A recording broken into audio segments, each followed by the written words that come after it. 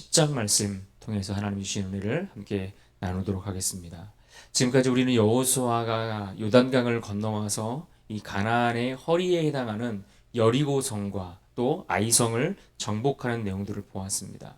그리고 지난 시간에는 기브온 족속, 기브온 사람들이 이스라엘에 찾아와서 비록 자신들의 정체를 숨겼지만 이 정체를 숨긴 채 찾아와 그렇게 조약을 맺는 장면들도 함께 살펴볼 수 있었습니다. 비록 여호수아와 또 그 지도자들이 이처럼 실수로 기브온 족속들과 함께 조약을 맺고 화친을 맺게 되었지만 그럼에도 불구하고 이들은 이제 그들과 맺은 그 언약, 그 조약에 대해서 마땅히 그것을 지키고 이행해야 할 책임이 그들에게 있었습니다. 그래서 9장에서 기브온 족속들이 이스라엘과 화친을 맺은 그 사건에 관련하여서 이어지는 내용이 10장의 내용입니다. 기브온 족속이 이스라엘과 화친을 맺었다는 이 소식이 그 주변에 있는 가나안 지역의 여러 왕들에게 들려졌을 때에 그 왕들에게 이 소식은 또한 매우 충격적인 사건이었습니다. 왜 그럴까요? 오늘 본문 2절에 보면 이렇게 말씀합니다. 크게 두려워하였으니 이는 기브온은 왕도와 같은 큰 성임이요 아이보다 크고 그 사람들은 다 강함이라. 한마디로 기브온은 크고 강한 성이었다라고 말하고 있습니다. 크고 강한 성이었다. 그럼에도 불구하고 그들이 이처럼 자신들의 정체를 속이면서까지 이스라엘과 화친을 맺어 스스로 그들의 종이 되기를, 이스라엘의 종이 되기를 자처하였다는 사실을 이 왕들이 듣고 너무나 충격을 받지 않을 수 없었습니다. 그래서 가나안의 다른 왕들이 이 기브온이 행한 일들을 보고 이 기브온 사람들이 자신들을 배신했다라고 생각을 했습니다. 그래서 이 기브온을 치러 가고자 여러 왕들이 함께 결의한 장면을 보게 됩니다. 그렇게 연합하여 기브온을 치려고 하는 그러한 상황들, 그렇게 공격을 받게 된 상황 속에서 기브온 사람들은 다급하여 누군가에게 도움을 청해야 되는데 누구에게 도움을 청하게 됩니까? 6절의 말씀처럼 여호수아에게 그 도움을 요청하는 것을 볼 수 있습니다. 그리고 도움의 요청을 듣게 된 이 여호수아는 그들과 맺은 이 조약으로 인해 그들에게 급히 군사를 파견하게 되는데 길갈에서 기브온까지 밤새 쫓아 올라가 갑자기 그들을 기습했다 이렇게 말씀해 줍니다. 7절을 봅니다. 여호수아가 모든 군사와 용사와 더불어 길갈에서 올라가니라. 10장 전체의 내용을 보면 이처럼 기브온을 돕기 위해 시작한 전쟁의 내용이지만 이것은 여호수아가 가나안의 남부 지역의 여러 왕들과 싸워 그 지역을 차지하는 가나안 남부 지역의 전쟁, 남부 지역의 왕들과 싸우는 전쟁의 내용들을 다루고 있는 것을 볼 수 있습니다. 그런데 여기서 이 가나안 왕들이 기브온을 치러 온 그런 연합 전선을 구축하고 있는 상황들을 우리가 주목해 보기를 원합니다. 여기에는 어떤 나라들이 함께 참여했습니까? 3절을 보십시오. 예루살렘 왕 아도니세덱이 헤브론 왕 호암과 야무롯 왕 비람과 라기스 왕 야비야와 에글론 왕 드빌에게 보내어 이르되. 5나라가 연합했다라고 말씀합니다. 그런데 이 5나라가 연합한 이유가 무엇입니까? 2절의 말씀처럼 크게 두려워하였으니. 두려웠기 때문에 그들이 연합하여 총공세를 펼치고자 했다라는 이야기입니다.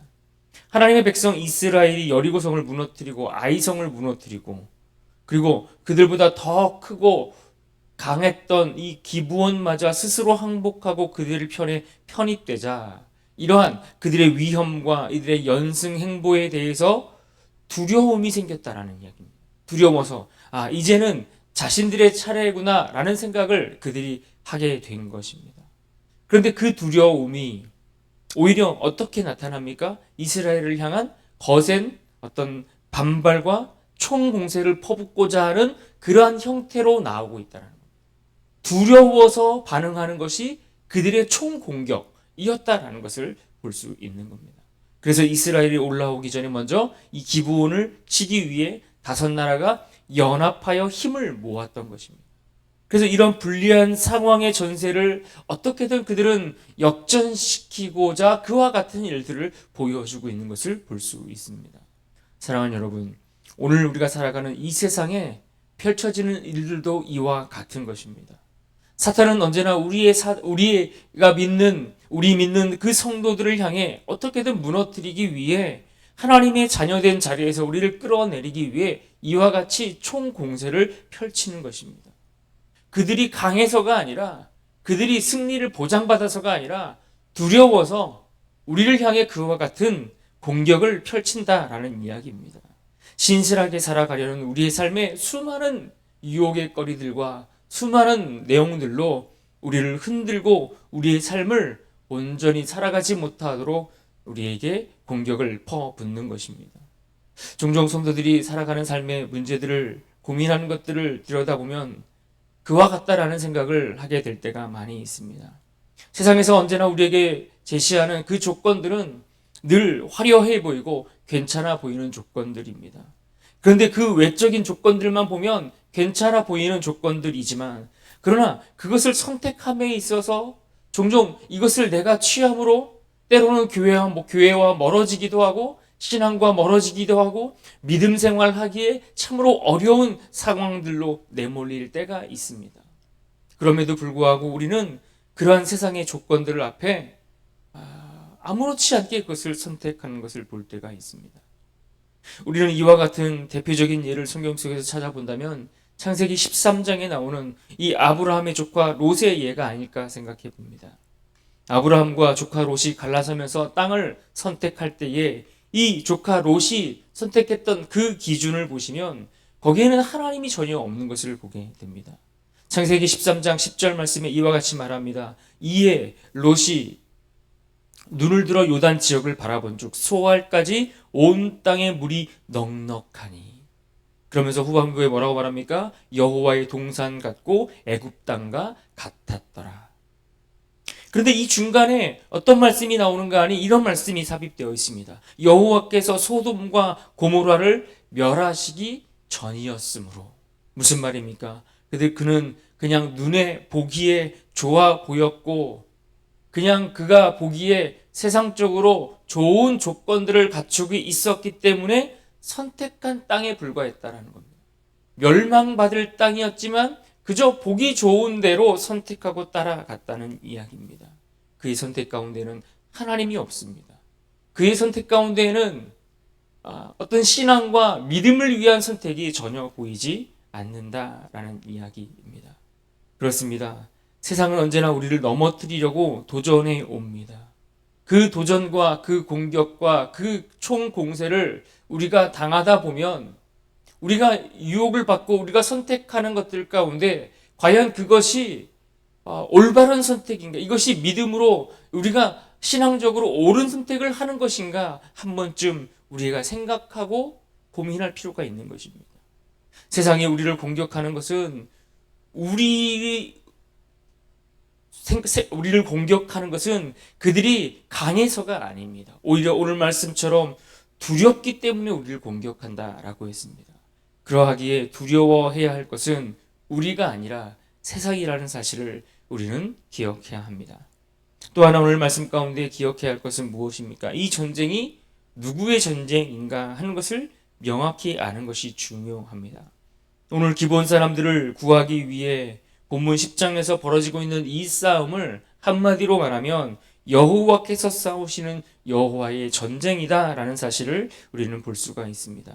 8절을 보십시오. 그때 여호와께서 여호수아에게 이르시되 그들을 두려워하지 말라. 내가 그들을 내 손에 넘겨 주었으니 그들 중에서 한 사람도 너를 당할 자가 없으리라 하신지라.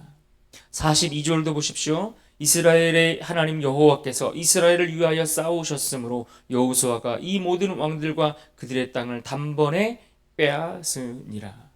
그러니까 이스라엘을 위하여라는 말씀이 오늘 본문 10장에 반복되어 나오는 것을 볼 수가 있습니다. 이스라엘을 위하여 싸우시는 하나님 여호와의 전쟁이라는 말입니다. 그러니 승리는 어떻습니까? 자명한 것입니다. 승리는 마땅히 이스라엘에게 주어진 그 싸움을 그들이 싸워나가고 있다는 겁니다. 하나님께서 그 대적을 이스라엘 손에 붙여주셨기 때문입니다. 하나님께서 오늘 본문에서 그렇다면 어떤 방식으로 이 싸움을 싸워가고 계십니까? 오늘 본문에 보시면 밤새도록 행군하여 기브온에 도착한 이스라엘이 기습하여 공격하는 그런 장면을 보게 됩니다.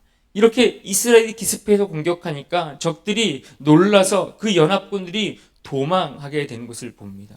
정신을 잃은 연합군이 어디로 도망갑니까? 베토론으로부터 향하는 그 비탈길로 도망했다, 이렇게 말씀합니다. 그런데 10장 11절에 보시면 하늘에서 무엇이 내렸습니까? 큰 우박덩이가 내려서 적들이 그 우박에 맞아 죽게 되었는데, 당시 이스라엘 군사의 칼에 맞아 죽은 사람들보다 그 우박덩어리에 맞아 죽은 이들이 더 많았다라고 설명합니다. 그런데 여러분, 이 기적 같은 일들이 이것이 전부가 아닙니다. 14절에 보시면 이렇게 말합니다. 여호와께서 사람의 목소리를 들으신 이 같은 날은 전에도 없었고 후에도 없었나니 이는 여호와께서 이스라엘을 위하여 싸우셨음이니라. 심지어 전투가 치열해지니까 이 아세가와 막베가까지 이스라엘의 추격전이 펼쳐지는데 문제는 시간이 부족합니다. 해가 지고 해가 떨어져서 어두워지면 더 이상 싸울 수 없기 때문에 지금 이 적들과 싸우는 이 싸움에서 이들을 지금 다 무찌르지 못하면 이 가나안 남부 지형을 차지하는 일에 굉장히 큰 차질을 빚을 수밖에 없는 상황이 발생하는 것입니다. 그래서 다급한 이 여호수아가 하나님께 기도합니다.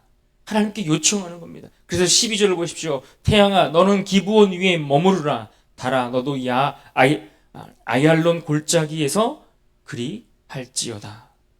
그런데 놀랍게도 하나님께서 이 여호수아의 기도를 들으십니다. 이 여호수아의 기도를 들으시고 해가 하늘 중천에 떠 있으면서 그것이 한동안 머물도록 하나님께서 기도를 들으시고 응답해 주십니다.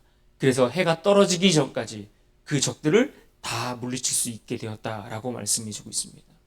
여러분, 하나님께서 하늘에서 우박을 내리시고 심지어 해와 달을 붙드실 만큼 우리를 위하여 적극적으로 싸우시는 싸움이라면 그 싸움의 승리는 마땅히 우리에게 주어진 것, 너무나 확실하고 분명한 것 아닙니까? 그래서 우리가 이 승리를 확신한다면 그 믿음이 우리에게 있어야 하는 겁니다. 하나님이 우리를 위해서 싸우시고 우리를 위해서 일하신다는 확신이 있다면 우리 삶에서 우리는 어떠한 자세와 어떠한 태도를 가지고 살아가겠습니까? 마땅히 여호와를 신뢰한 그 믿음에 걸맞는 태도로 살아가지 않겠습니까? 하나님을 믿으면 하나님을 믿는 자다운 삶의 모습이 마땅히 따라갈 수밖에 없는 겁니다. 그런데 제가 사역을 하면서 성도들을 만나 종종 신방하다 보면 어떤 분들은 그런 생각이 들 때가 있습니다. 이분에게 지금 확신이 없구나. 하나님이 우리의 인생을 책임지신다는 확신이 없어서 이렇게 불안해하고 있구나라는 생각이 들 때가 많이 있습니다. 내 인생을 책임지신다는 확신, 하나님이 내 인생의 주인 되신다는 확신이 없기에 불안하고 염려하고 두려워서 때로는 믿음의 성도들답게 행동하지 못할 때가 있다라는 이야기입니다. 우리 인생의 기준은 돈도 아니고 성공도 아니고 내 꿈을 이루는 것도 아닙니다. 무엇을 이루든 우리에게는 하나님이 내 인생의 주인 되신다는 이 한 가지 사실, 이 한 가지 확신이 우리에게 필요합니다. 그분이 책임지신다는 확신과 믿음이 필요합니다. 우박을 내리시고 해와 달을 붙들어서라도 우리의 인생을 책임져 주실 것이라고 하는 그 믿음이 우리에게 필요합니다. 그래야 우리가 이 세상을 살면서 다른 사람과 비교하지 않고 세상 것들에 내 마음을 빼앗기지 않고 그렇게 우리는 당당하게 믿음의 길을 걸어갈 수 있는 것입니다. 그렇다면 여러분, 하나님께서 이처럼 우리를 위해 싸우시고 그래서 그 승리가 우리에게 주어진 그러한 전쟁을, 그러한 싸움을 싸우는 것이라고 한다면, 그렇다면 여러분, 오늘 우리에게는 어떠한 전략이 필요하겠습니까? 우리가 이 세상을 믿음으로 살아가고자 할 때에 우리에게는 어떠한 전략이 필요하겠습니까? 오늘 본문에서 이스라엘을 위해서 싸우시는 이 여호와 앞에서 여호수아와 그의 군대가 세운 전략은 무엇이었습니까? 여호수아는 지금 이 기브온의 정보를 받고 즉시 일어나 어떻게 했습니까? 밤새 군대를 이끌고 길갈에서 기브온까지 올라갔다고 했습니다.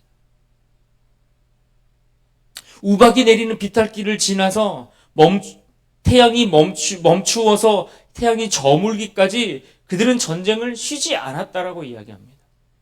그런데 여러분, 이 길갈에서 기브온까지 올라가는 그 거리가 대략 30에서 40km 정도 떨어진 거리라고 이야기합니다.